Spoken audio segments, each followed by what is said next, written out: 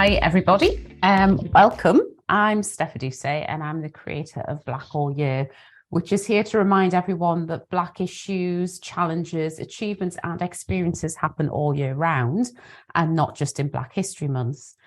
Now, if you've missed previous events, they are available on YouTube and as a podcast. And if you're watching or listening to this after the event, then please like and subscribe, as it makes sure that you don't miss any future material, and it will also help others to find the content. Today on Black All Year, we're going to be having some anti-racist discussions, and this is a bit of an experiment. It's the first time I've done this as a live event, but I have a couple of people that are going to join me in this experiment, and I hope that you who are attending are going to join us as well. So I have with us Lou-Jane Alassi and Jamie Conway. So let me just quickly introduce them. So Lou-Jane is the Media Communications Officer for a local charity based in Newcastle upon Tyne, which is called Success for All CIO, and is a non-executive director for Newcastle Creates and also a freelance journalist.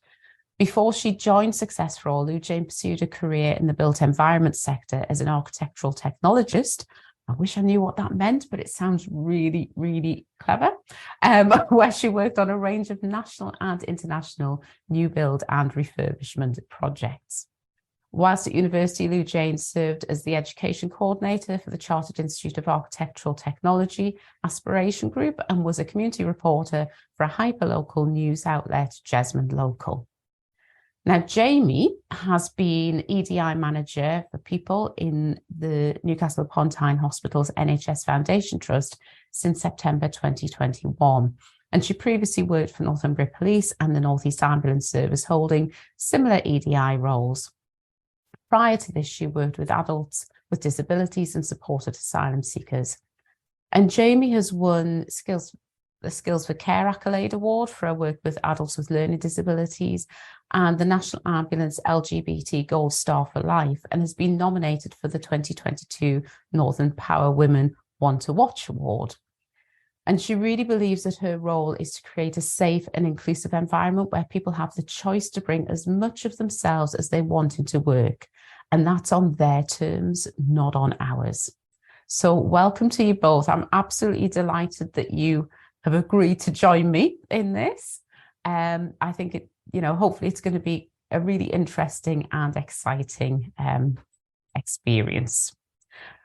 So shall we launch straight into our first question? And I have actually got the cards here. I've got to be careful where I hold them so you can see them. But this is actually from something called the Anti-Racist deck. So this is the deck. It's actually 100 cards, which are conversation starters, and it's been produced by Ibram X. Kendi. You can buy them online if you want to get them. And the idea is that you can either use them for yourself, you can use them in small groups, large groups, however you want, but to start conversations about racism and anti-racism. So the first question I'm going to ask is, when did you first become aware of racism? So, Lou-Jane, I can see you're not muted, so I'm going to come to you first. Go for it. Yeah, why not? Thank you for the introduction, Steph. It's wonderful to be here and to have others joining us in the discussion. For me, the first time I sort of was aware that I was different and that I didn't necessarily belong was very early on in my childhood years. So I was actually born in Libya, but my parents moved here when I was very young. And the first time I was sort of aware of it was when I was in primary school, around year 5. So I was, 8, 9? And it was one particular day in school, and I still remember it very clearly, as if it was only yesterday. And I went into school for the first time trying out the hijab, which is the head covering.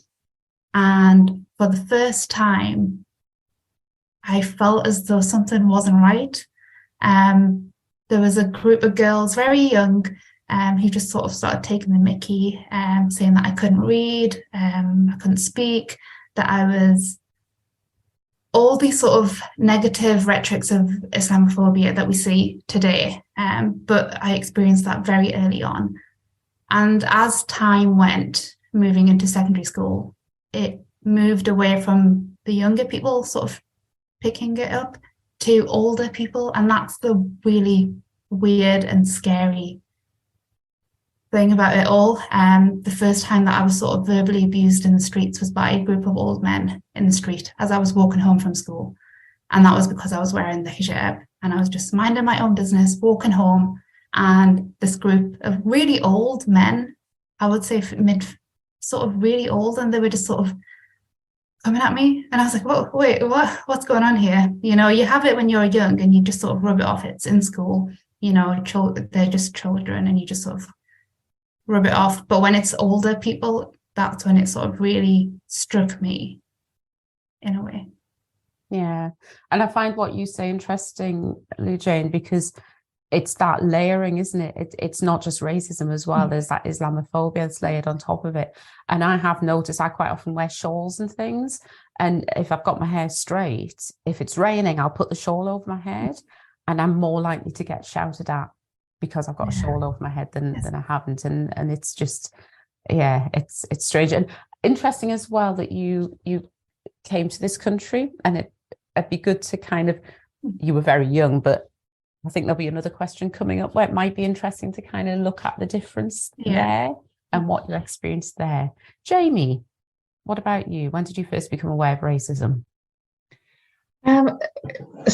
Firstly, thanks for having us here today. It's really nice to be here. And thank you for the lovely introduction. For me, the first time I became aware of racism was probably in primary school. My dad, he travelled a lot, so he travelled the world with work and was really frequently away quite a lot. And because of him travelling, I became really aware. He would always come home and I'd be fascinated with where's he been, what's he been doing. And he was a really good storyteller, so he would tell me lots of stories about other people's culture and experiences and where he'd been. And I always used to ask him what he'd ate. That was our conversation. What have you eaten this time? And I just really loved to learn about things. And because of that exposure, my parents were really quite good at having really quite open conversations around language and the importance of it. And I remember in school, obviously, people will be aware of kind of how corner shops would be referred to, the terminology and language that was used when people would order an Indian takeaway or a Chinese takeaway. And I remember asking my mum and dad about why people would call those different things to what we would in our family, what that meant, and they had lots of conversations with me. And I remember being really, and I think that comes from a place of privilege, but I was really quite baffled by it. I just didn't understand it. My parents were telling me that it was really important to not use language and this is what it meant. But yet my experience around my peers, who were all children, it was just so flippant. It just came out. It wasn't even that there was that recognition.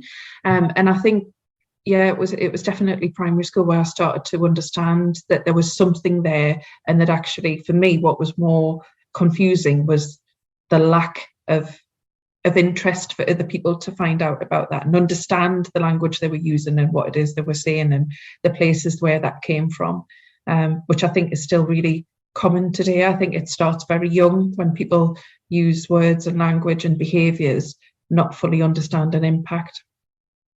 Yeah, and if anybody who's kind of joining us today wants to join in, please just raise your hand and we'll come to you.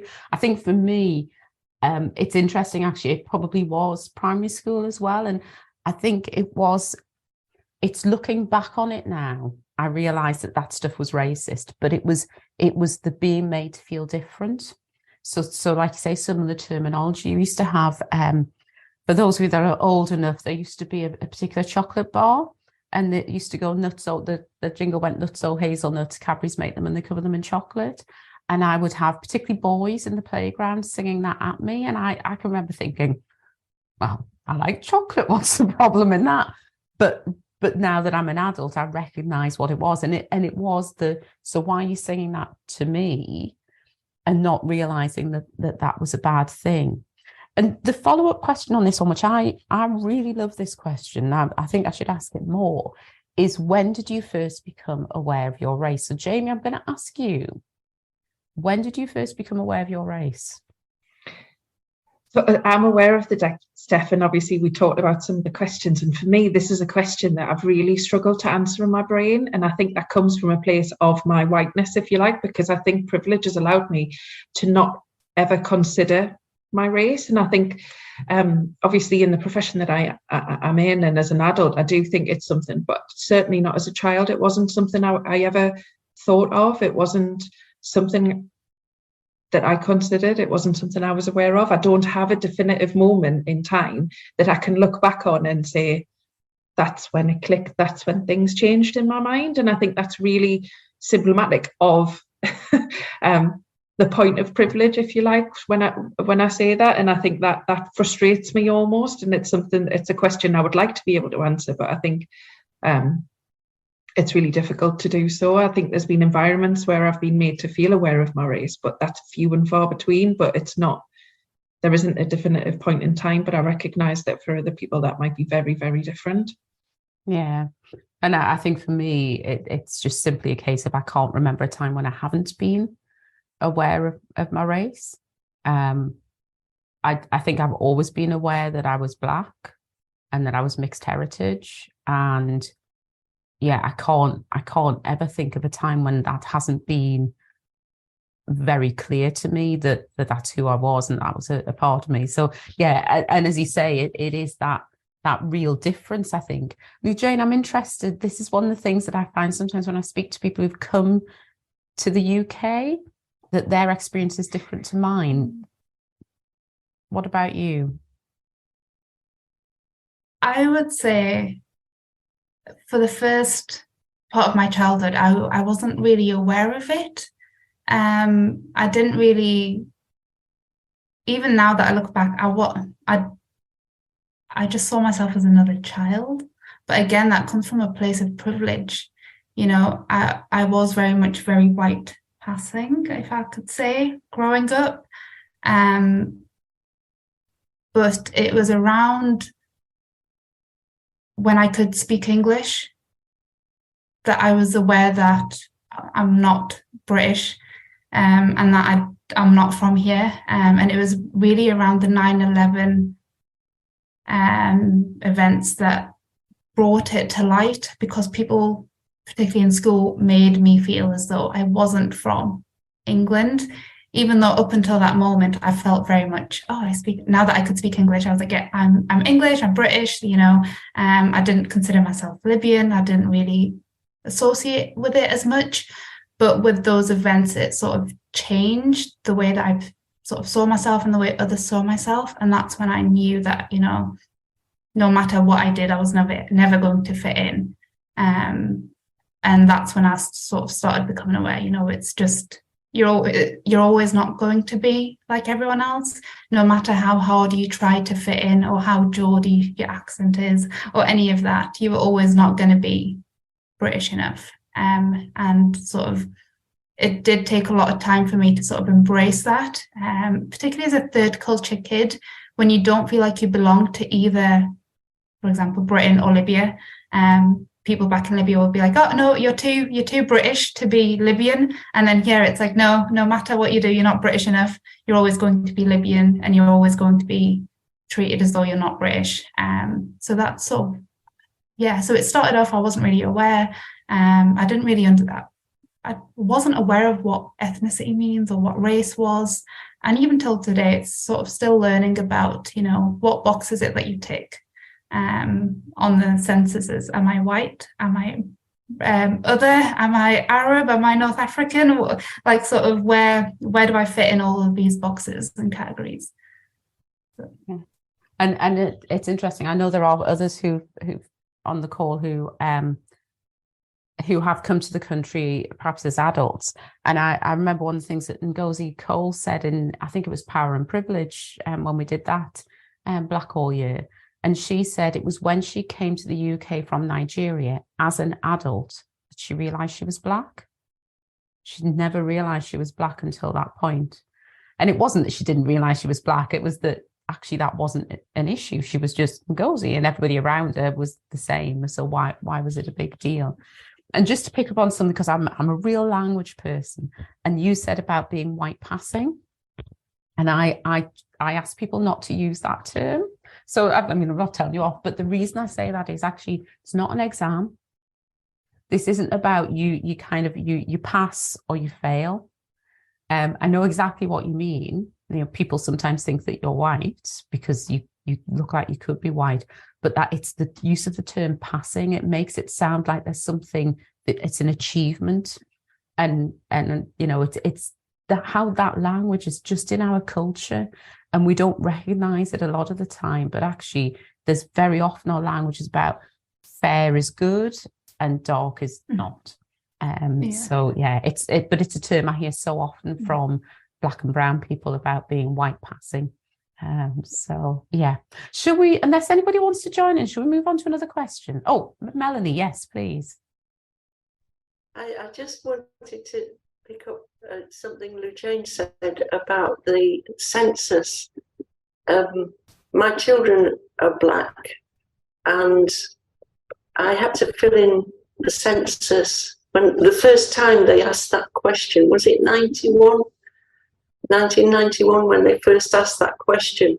And there was a fine of something like £400 for not filling it in. But there was no option for people of different ethnicities to live in the same house. I don't know if that's changed now, but I just put down earthling as I was so cross. I thought, what are they doing? Because I can't put down I'm Black because I'm white. And I can't put down my children are white because they're not. And every time they walk down the street, the police remind me of that.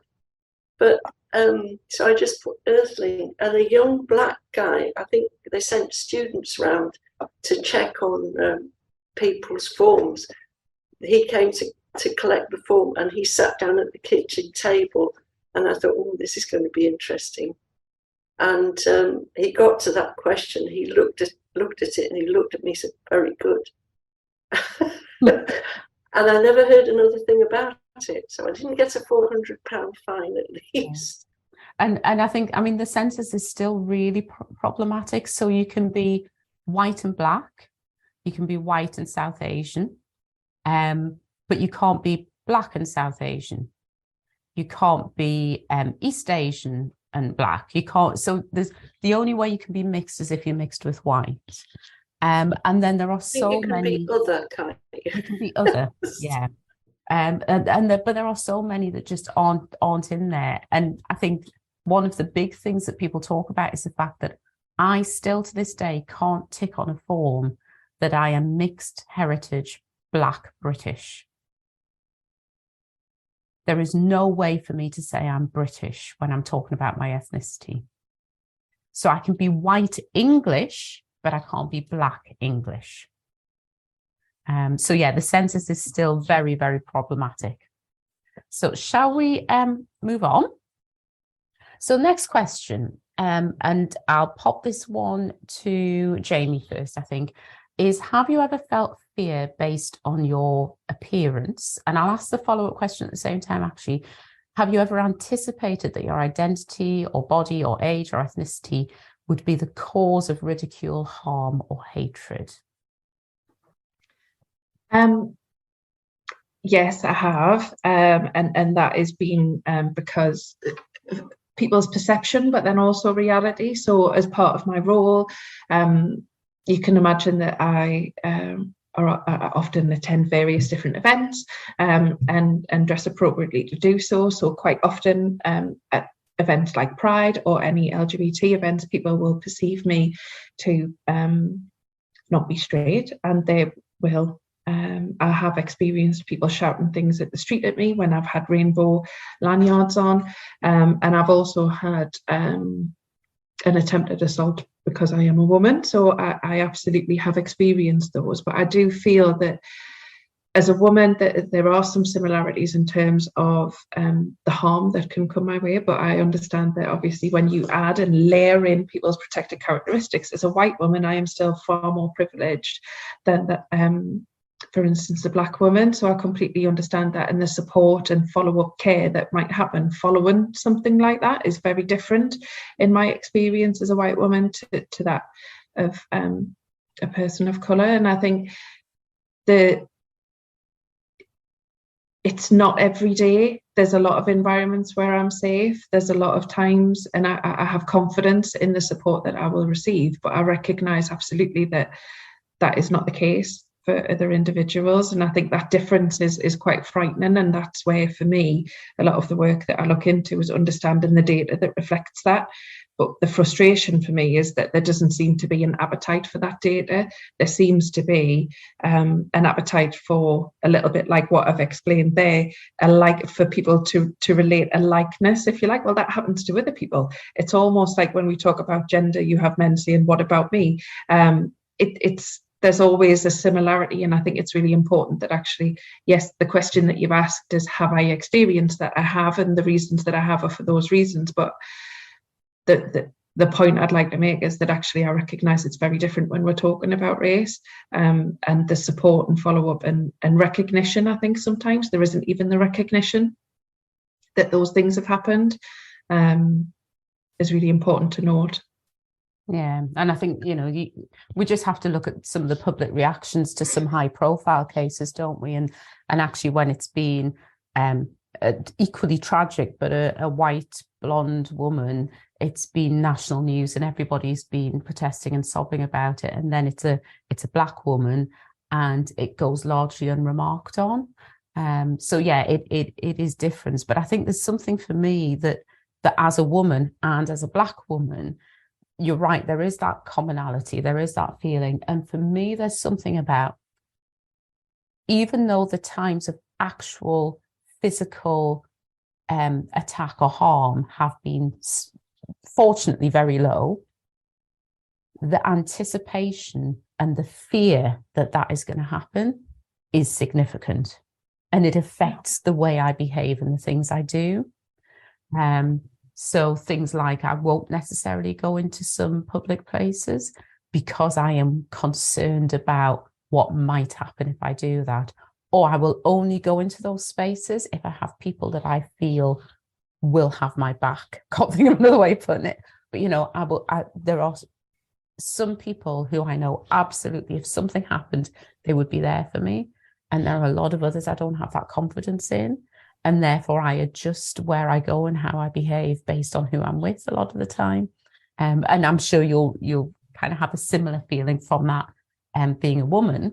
But it's almost like it's doubled down when you're black. I've been in groups of women where I've been singled out for sexual harassment.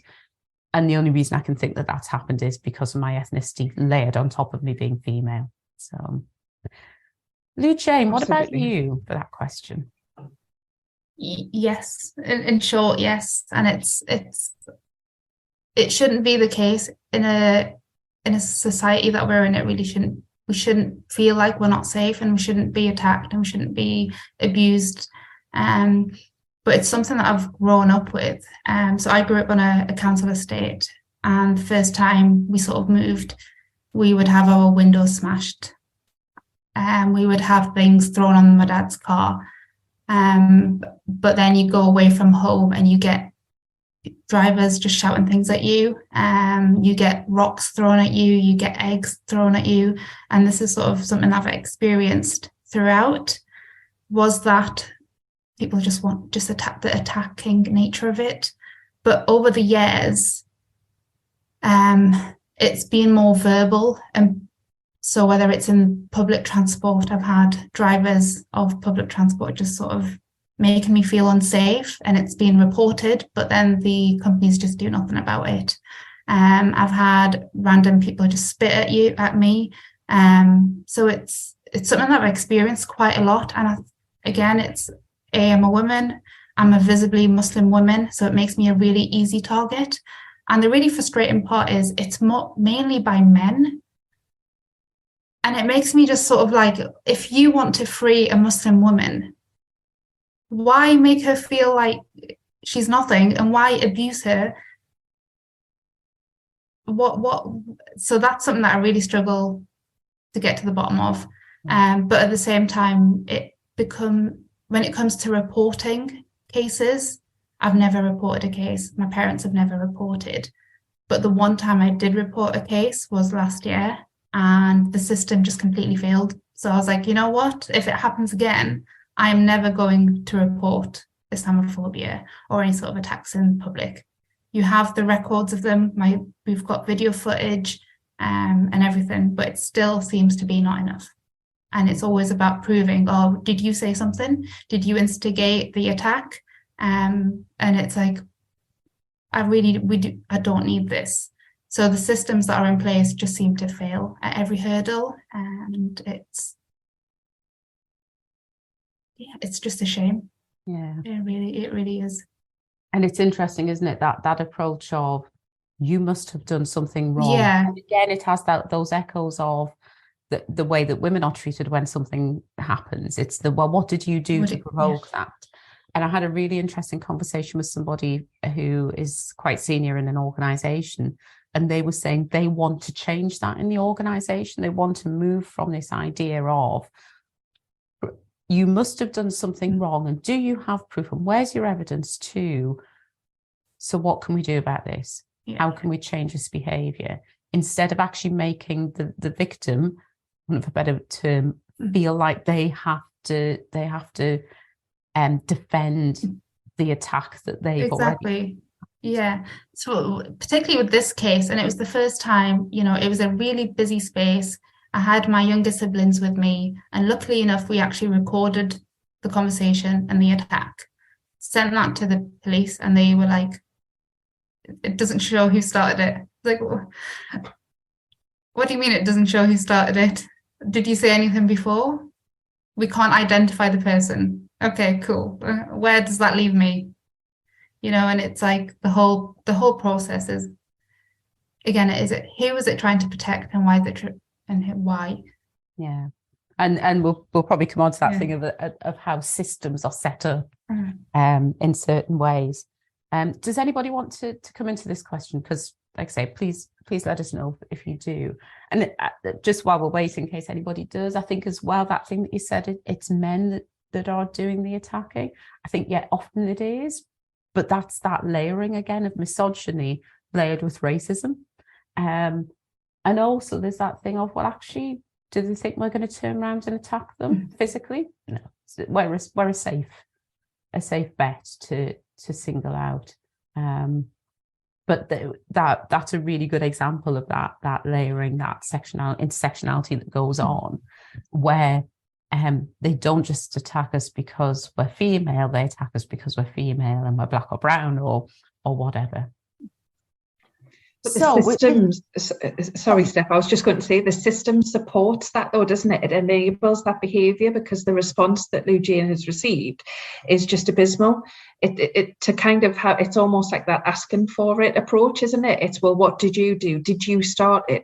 It's irrelevant how the conversation started. When you're presented with evidence that someone has been racially abused, then that is there is no justification in that, regardless of behaviour prior. It's not tit for tat. It is, this happened and there are consequences to this, but there always seems to be an approach in, well, what did you do?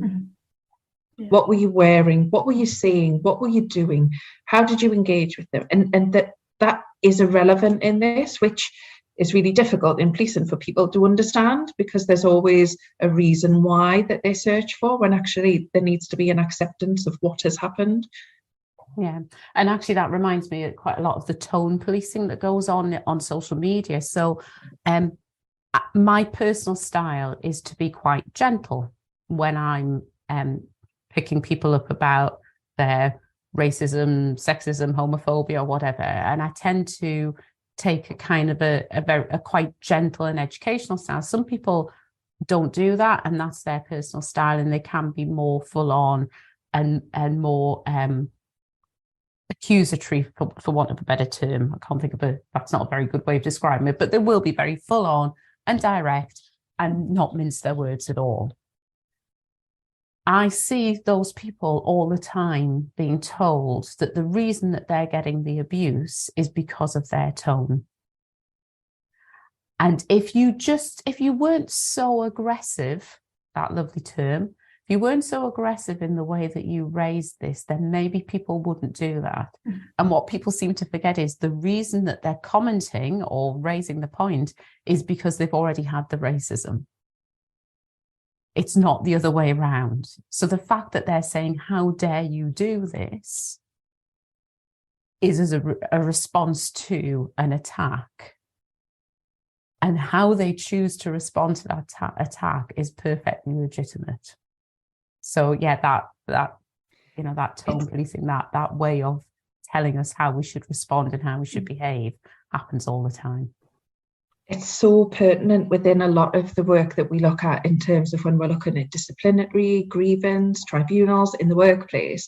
There is kind of this perception of how a person should react to experiencing an issue. And actually their reaction is talked about more than what caused the reaction. Mm-hmm. And there seems to be a complete lack of understanding of the compounded effect of when people are experiencing constant microaggressions. There's a video, an animation that's really kind of common, and it explains it as mosquito bites, and it's the mosquito bite effect around actually one mosquito bite not bother you, 2 or 3 can become quite irritating and itchy throughout the day. But actually, if you are constantly experiencing those mosquito bites, you're not going to respond in a way that is the norm or the accepted way of this. And actually what we tend to see is that people are more focused on dealing with the person's reaction, because that goes in the easier box, because there's a set of standards, there's policy, there's procedure, that if you behave like this, then we can react like that. And actually it's the confidence of people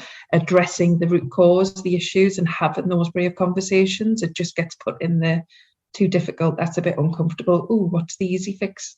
Yeah, I can remember having it on a LinkedIn post actually, where I was talking about exactly that. It was a microaggression, and I chose not to address it in the moment because, well, for a whole host of reasons. But that microaggression had made me feel othered. And one of the main reasons I didn't address it in the moment was because then I would be othering myself even more. And when I raised this point, and I didn't name anybody, I was very careful to keep things anonymous. And I said, this is an example of a microaggression, and this was the result of it. And I was attacked on social media by some people who actually I was really quite shocked by, because their posts were all about equality. And why didn't I deal with it then? And what an aggressive stance I was taking to LinkedIn. And I should have directly confronted the individual. Now, I did actually speak to the individual some weeks later about it, and they were lovely, and they responded brilliantly to it, and they reflected on what had happened and said, yes, actually, you're probably right. That probably is what went on. And I didn't realize it. And I'm going to really think about my interactions, because I wasn't aware that was a thing that I did. So I then went back as a follow-up and said, this is how you respond to this. This is excellent. It really made me feel validated. Whereas all of the rubbish that went on in response to the post really made me feel really attacked, and just furthered the othering that had already gone on. But it's back to that expectation that it was you had done something, isn't it, Steph? It's around the responsibility to fix that was with you, and it wasn't palatable how you chose to fix that at that time.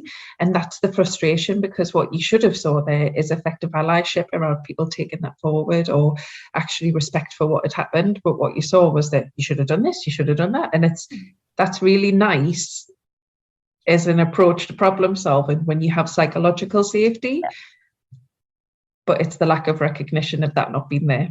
That's it. Right, let's move on to another card. So this is anti-racist discussions, and this one's probably the most direct about anti-racism. So what does not racist mean? And the follow-up for that is, why are so many people invested in believing that they're not racist? Lee-Jane, do you want to go first on this one again? That was a really hard question. I saw that and I was like, this is it's really hard, because my first instinct is just sort of to think of it as a defense mechanism and sort of as a shield. So if somebody says something that is clearly racist, their natural instinct is to defend their reasoning behind it. No, I'm But laughing. that's- I'm just thinking of I'm not racist, but Oh, I'm yeah. about to say something really Yeah. racist. And it's like, why? No, just stop. Just stop before you continue, because clearly you know that there is something wrong with what you're about to say, but you just don't understand why it is, or you don't understand the impact it's going to have on the person that you're speaking to or the community that you're referring to. And it's like, also, it's not good enough to be not racist. We need to be anti-racist. You know, if you can be comfortable in saying that you're not racist, then you're a bystander to racism. You're just allowing it to happen without addressing the issues. You're allowing people just to continue with their ways. So I think whether you're not racist, even if you're not racist, it's still not enough. You know, in the society that we're in, you need to be more than not racist. You need to be anti-racist. You need to be able to hold people to account, to call out injustice and inequality, and to sort of make a difference. So I hope that answers it, but it is a really hard one. Yeah, it is. And I think that's why people struggle with it so much. And while ago, but I'm not racist. I'm not racist. I'm not racist. And it's like, yeah, but are you anti-racist? And it's a anti-racist, I think, is a relatively new term that people are trying to get their heads around. Jamie, what about you? What do you think? Yeah, totally. And I love the way Abram talks about it in his book around that. And I think for me, the challenge I've had with some people is when they say I'm not racist, I always say but for them before they can. And I say the but because you're about to say something, and I kind of lead that conversation to talk about the importance of, if it's a statement that you shouldn't have to say if you're really not. It should be evident in your words, your behaviour, and your approach. It isn't something that if you need to articulate it, it's almost, why do you feel the need to say that? There's something that you're trying to prove here. And I think for me, not racist is not bothered, which is worse. So I talk about what you permit, you promote. So if you're allowing this behaviour, you're validating it by saying, there's no problem here. And that for me is where you move into anti-racist, where it needs to see action, it needs to see the what next. And I think I read his book, Abram's book, quite a while ago when it first came out. I know there's an updated version, which I do. It is on my to be read list. And one of the kind of things that I really enjoyed around that is kind of how it's fluid, that people can move. And it's almost like the people that will use the term, I'm not racist, they're so desperate to be able to wear that as a badge, when actually I think it's around moving from anti-racist isn't something that I think a lot of people can do easily all the time, because there's so much education that needs to take place. So it's moving from that. And I think it's when, particularly within the world of EDI that I work in, there's a lot of, because we deal with all of the protected characteristics, if you like, and quite often we'll support so many different networks, there's a lot of pull. And you might have saw the saying around EDI, it's not like pie, there's plenty of it to go around, but everyone perceives any focus, if you like, on one area as being taken away from another. And I think sometimes it's around that when you're in these roles, there's only so much that you can do all of the time.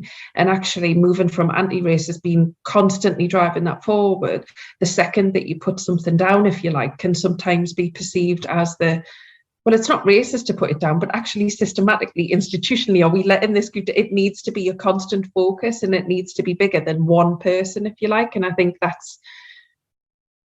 think quite often individuals use the not racist, but I think policies and procedures like to badge themselves as not racist, but don't look deep enough into that. And for me, I think to say not racist is really translated into not enough. You're not doing enough. You're not bothered. And to be indifferent is worse than to even think something, whether it be on the positive or the negative. At least you have passion.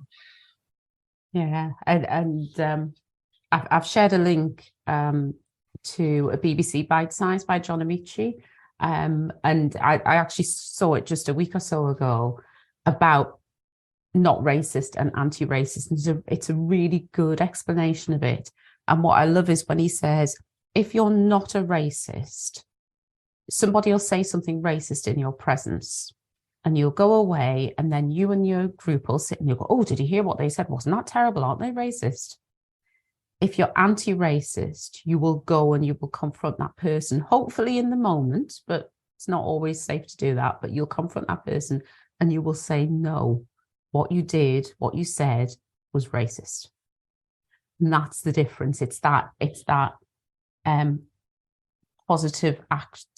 positively taking action, rather than, as you said, Lou Jane, being a bystander and kind of going whoa, under your breath. And I think what we've seen over the last 40, 50 years is the development of lots of people who go, oh, isn't it terrible?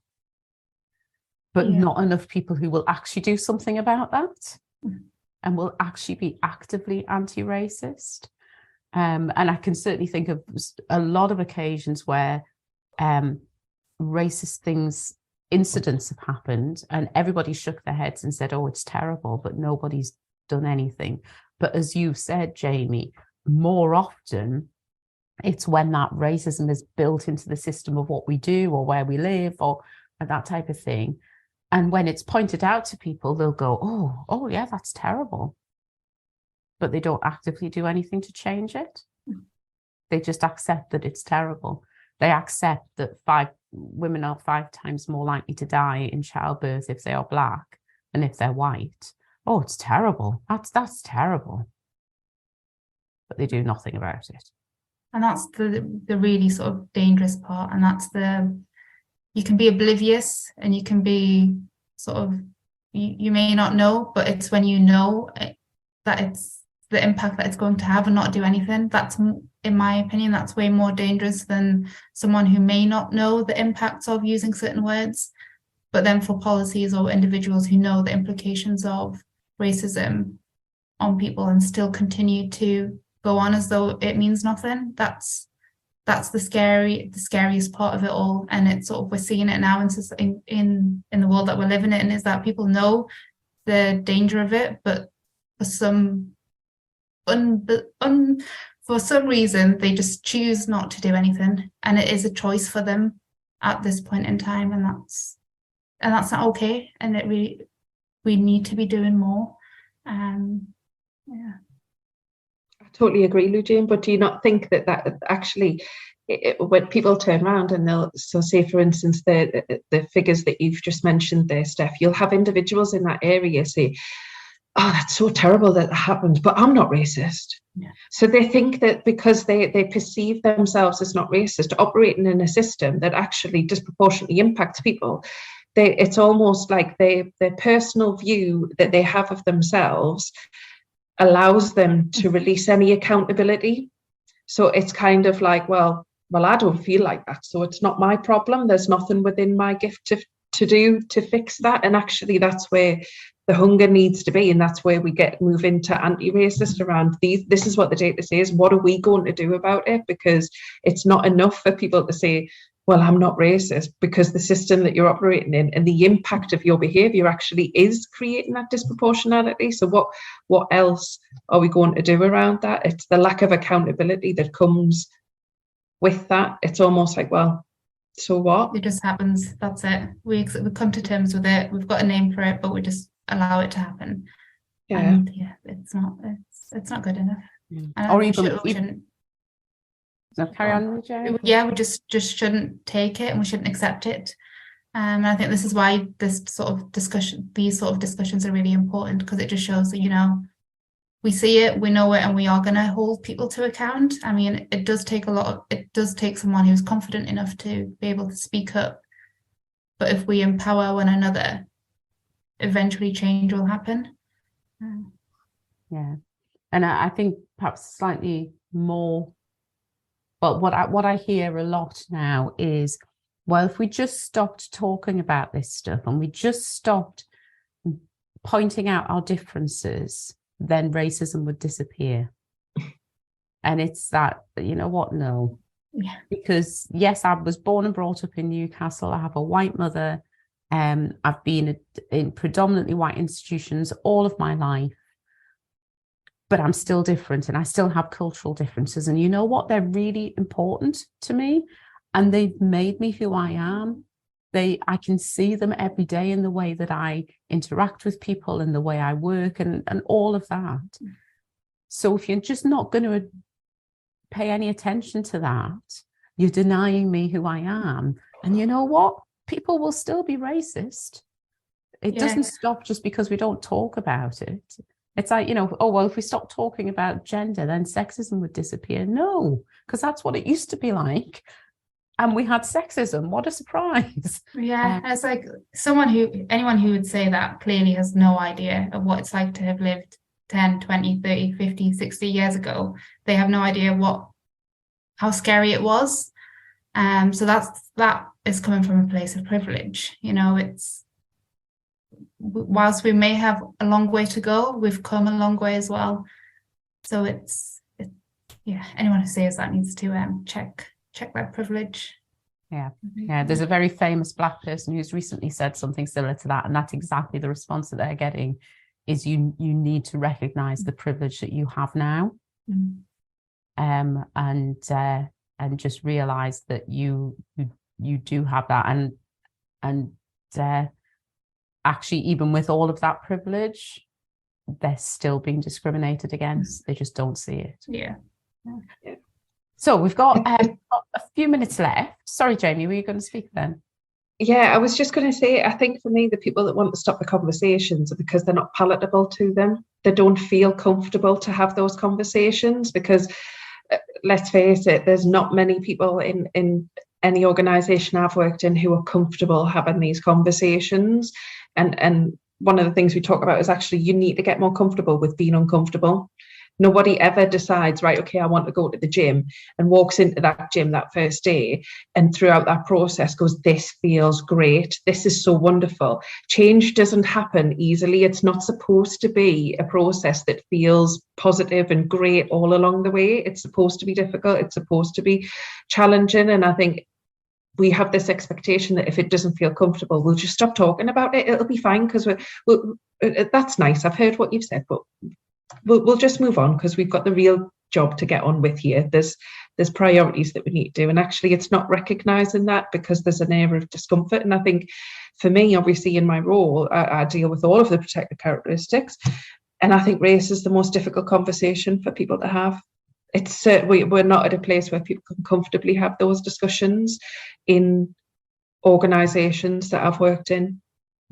Well, we still have people do the whole thing of they don't like to use the term black, so they go black and kind of mouth it as if it's something wrong and dirty and rude, and it's kind of like, you know what, just get over it. I quite often, people will say to me, well, Steph, you're black, and I go, am I? Oh, wow, I didn't realize, because actually it inserts that little bit of humor into things, which hopefully makes people feel more comfortable about talking about some of this stuff. But you're right, some of it's not comfortable, and you just have to accept that. And some of it is stuff that you've done, and you just have to accept that as well, and just don't do it again. Learn from it. Don't do it again. It's when you keep repeating the same thing, even though you know, as you said, Lou Jane, even though you know that is wrong, that's discriminatory, that's when it becomes a real problem. I'm going to move on to the next question now, and I will just repeat, none of us are experts here. So please, if you've got a point that you'd like to make, please kind of come on and make the point or ask a question. And I'm going to come to you first on this one, Jamie. So it's, how are community and institutional spaces racialized? And have you ever entered a space where you were not part of the dominant racial group present, and how did that feel? I think there's lots of ways that happens, and I think for me, I have limited experience as to how that feels, but I know that within my role we create equality impact assessments, and that's something that people aren't comfortable with. But an equality impact assessment is a way of kind of understanding environments, policies, procedures, decisions, how they disproportionately impact certain groups. And when we start to do those, people just automatically fill them out and go, no, not relevant, not relevant, not relevant. And for me, it's around kind of facilities. So if we look at what facilities are there to support people of different faiths in terms of things, and when we look at in terms of disability, in terms of access to spaces, if we look at times that places are open, the actual physical location of places, where it is, where it's advertised, where it's promoted, all of those things can really kind of determine who accesses or how easy it is to access a space. And that's taken away the human element of behaviour and people out of those spaces. And I think that's the biggest kind of factor, if you like. But I think in terms of entering a space where I wasn't part of the dominant racial group, this is something that obviously, because of my whiteness, it isn't something that has frequently happened. And I know we talked about, I went to visit an African community group doing some engagement when I worked in a previous organisation. And I walked in, and their experience, it was at a time when I worked for the ambulance service, and their experience of the ambulance service was negative in their mind, and they weren't keen to see me. And when I walked through the doors, everyone had a seat. There was no seat made for me. So I perched myself on a stack of mats that were there to talk to people. Everybody were given drinks. There were homemade donuts that were passed around, and everyone was really smiley. And I was very much on the peripheral of the group. And I was made to feel very not welcome. And it was the first time that I'd been in a group situation where there was just me who was white, and actually there was that feeling, and I was really, really conscious of it. And we got into the conversations, and it became really evident as to why people didn't have that view, a positive view of the services that I was there to represent. And that was absolutely understandable. And for me, I had to go away and really understand what had happened. And I looked into individual incidents, and I found resolution with the group. And that wasn't just go away, make a phone call, come back and say, ta-da, I've fixed it. There was real work that went on there, and it was over a really long period of time that I engaged with that group. And we had a conversation, and they said to me, we wanted you to feel how we feel. It was all deliberate, and it was evident to me that it was deliberate. And they said to me, we wanted you to feel that because it was important. It was our way of lashing out almost, and we wanted you to experience what it feels like to walk into a room and be the only person like you. We wanted you to feel that actually that expectation of just walking into a room and being smiley and nice and doing all of the things that society has taught you in terms of how to get on with people still doesn't work. We wanted you to feel powerless like we do.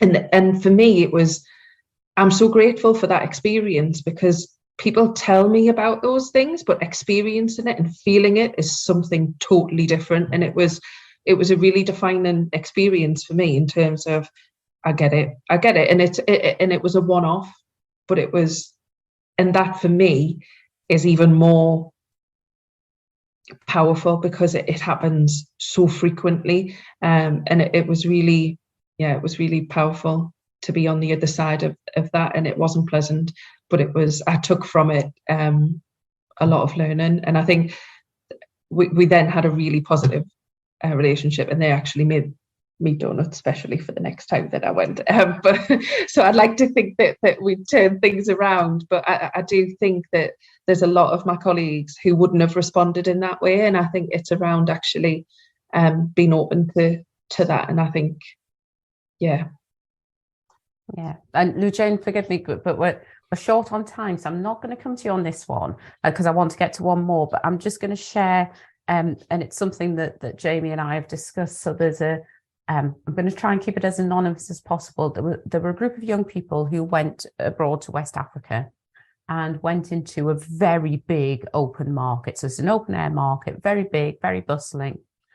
And some years later, one of those young people lodged a complaint and said that they had felt very uncomfortable in the market because people kept calling out at them and kind of, trying to attract their attention. Now, I've been to this place and I've been to that market, and I know what they'll have been doing. They'll have been going, I'll use the term Bruni, which basically means, Bruni means foreigner. And they'll have been called, hello, hello. So it wasn't even coming by this. It's that greeting that was going on. And reflecting on it, I was sad in two ways. I was sad when it initially happened that young person hadn't said, this is how I felt in the market. Because to me, there was an excellent learning experience as why. Why was it you felt uncomfortable? Because actually, everybody was being friendly. Everybody was calling out because you were an obviously white person in a place full of Black people. So what was it that made you feel uncomfortable? Was it actually your underlying biases that made you feel unsafe? Because nothing anybody was doing there was unsafe, or kind of would make you feel unsafe if everybody had been white. My second regret was later on, so many years later, when that then adult raised those concerns, is that that question wasn't put to them then. Because I think, again, that learning opportunity has gone. They can't reflect on what was going through my mind at the time that made me think I wasn't safe, when actually people were saying, hello, welcome, welcome. What was it that made me feel unsafe? And I think as a Black woman, I've been in many circumstances, I'm sure you have, Lou Jane, and some of the other people on the call, where that's not been the case, where we haven't been in that privileged position. So very last thing, very quickly, I'm going to really quickly say, if you've enjoyed this and you're listening to the podcast or watching online, please like and subscribe. We do have more events coming up. So just keep an eye on Eventbrite on Black All Year. You can follow that and you'll be notified when we have an event. But the last question, and thank you both for your participation today, but I want to end on something positive. So what would be one tangible way that you can contribute to an anti-racist future? So either you or advice for others, what would be one tangible thing that people can do? Jamie, do you want to go first? Yeah, I'll keep it short and sweet. For me, something I try to ask myself consistently is, am I doing enough?